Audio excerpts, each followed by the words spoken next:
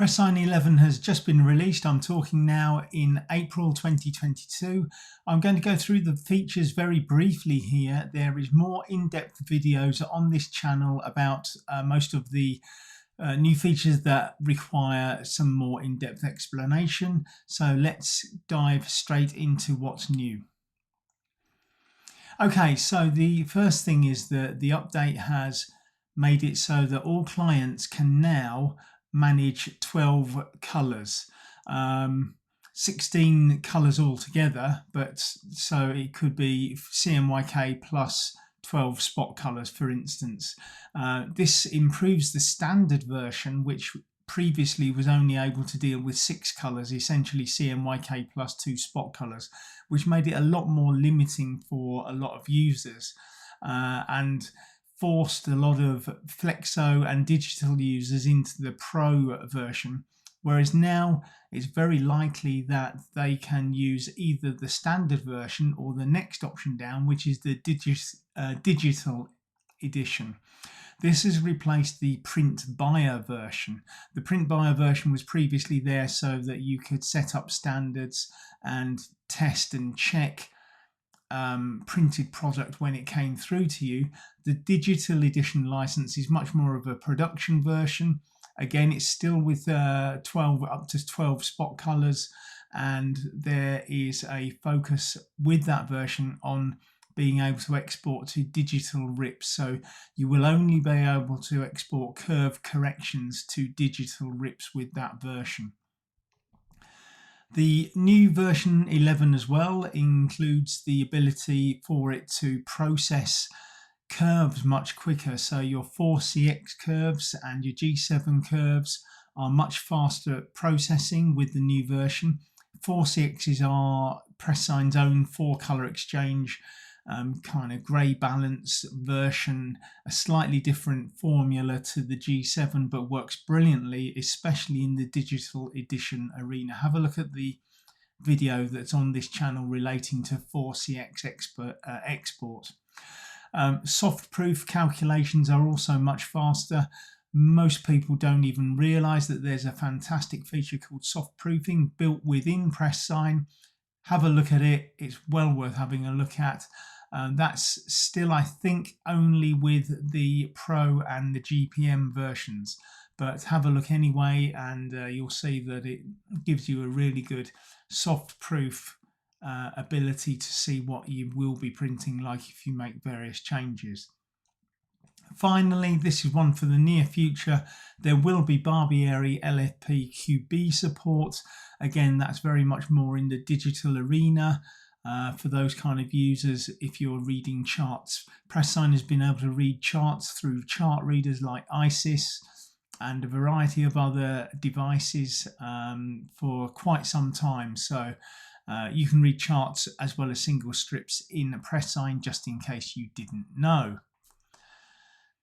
Okay, the next thing is a real user boon, and that is simpler job creation. You can now copy from a previous job or create a job from a template. Let's have a very quick look at the interface to show you what that looks like.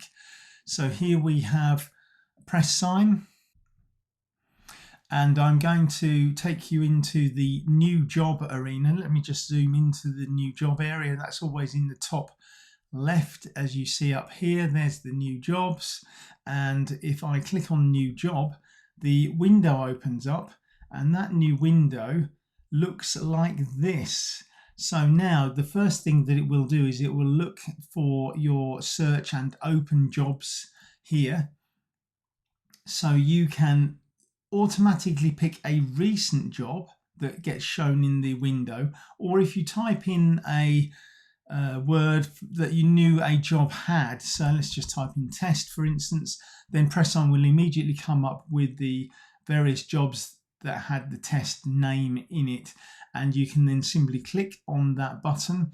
There is a wider range of data that's available just here, and that confirms some of the things that are relevant to that particular job. You can check those. For instance, client 1 is no longer available, so there's a little red tick mark, but everything else would be the same. And I could literally click on the create button at the bottom here to create the job for us. It automatically has given me a job name, and I can change that job name here, and I can either create a project or put it into an existing project as well. So that would create the new job for me. I won't do that right now because I want to show you some of the other options. So there's an open recent, and that open recent also shows you some of the other jobs that have been recently created. If I go there, open recent will still show you those. Search and open job is where it automatically opens in the first place. Templates, you can choose from a template that you might already have. So if I go to a basic demo template, again on the left hand side here, we've got all of the features that you can see that allow you to check whether the parameters are the same for your particular job. Finally, under the custom button, you have the standard settings for the jobs that you would normally have had in the old days. This is the original create a new job. But what it does is it makes it a lot easier if you're commonly creating jobs which have the same parameters. You can literally just click on the new job button. It will open up on the search job, and you would then be able to click on that and click create. It automatically gives you a new job name. So if I click on create, let's just show you. So I have the new job name here with everything already preset in it. So that's a real boon for us. Let's carry on. Other things that have been added. The reason that these have got Pro in the brackets is that these were made available very, very recently in the last version of pressSIGN 10.3 to the GPM users. So there is custom delta E formulas, there's new delta E visualization functionality, which shows you the maximum color difference and 3D tolerances. This is brilliant for brand managers and printers who want to see how close a particular color is visually within a particular delta E setting and tolerance. There is also the ability to set custom delta E values per library. So you might have let's say you're printing for a brand and they want your delta E's to be at a delta E of 3, and the rest of the time you're normally printing, you're happy to have a delta E of 5, then you can specify that custom library for the brand has a delta E tolerance of 3 or whatever it might be, and that varies from the traditional delta E values that you have for your other custom libraries. And you can do that on a per job or custom library basis. We've now added a much better print quality exchange routine into the software. You can import and export print quality exchange data. This makes it pressSIGN much more useful in a multi visualization and color management checking environment.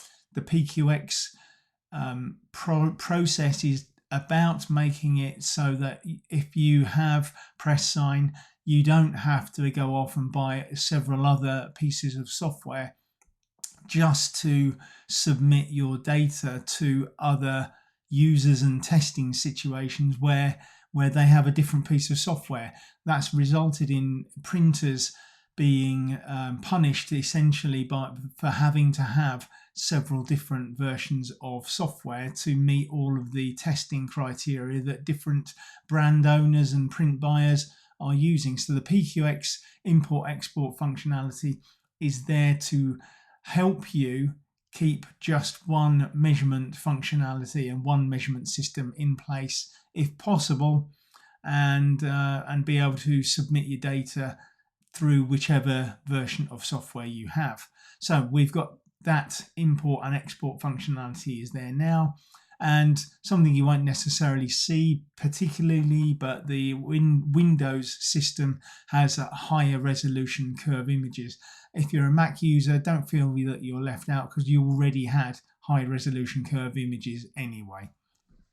Let me show you some of those things. So the new visualization feature, let me show you that if I can very quickly.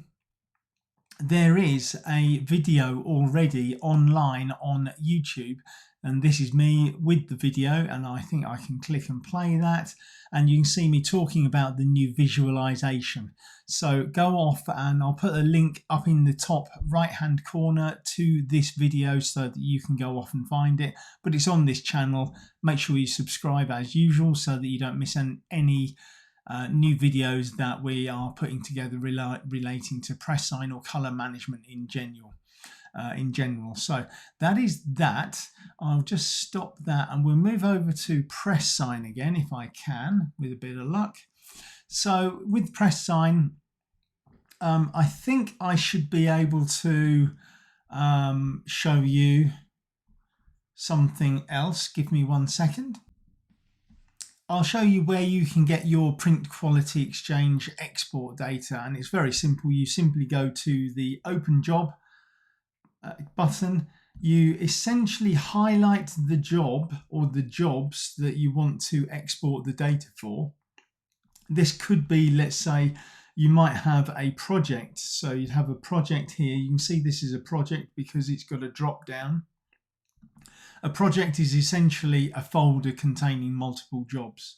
So if you had a project, you could then go to the export button at the bottom corner of the software, and hopefully I can show you this. If I click on export, amongst the export options, you can export TSV, which is essentially a spreadsheet file.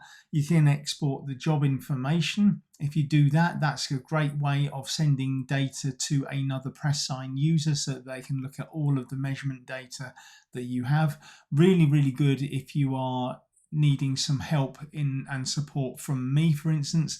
I would be asking you to export the job information.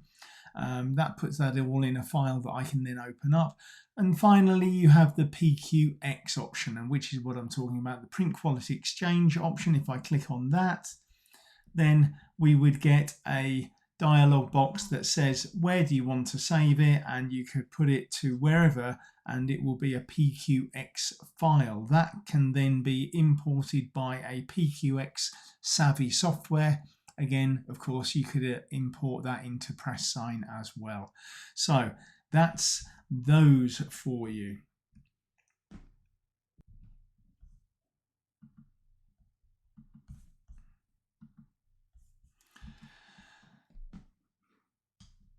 So thanks for watching. Hopefully that will whet your appetite a little bit as to what is available in pressSIGN 11. Contact me if you're interested and you haven't got a copy of pressSIGN, or if you want to upgrade. I can give you all of the details and let you know how the process is. Thanks for watching. Keep watching. Make sure you subscribe, as I say, for all of your new color management data and information and anything to do with pressSIGN. This is the channel to keep it on, and I look forward to helping you in the near future. Thanks for watching.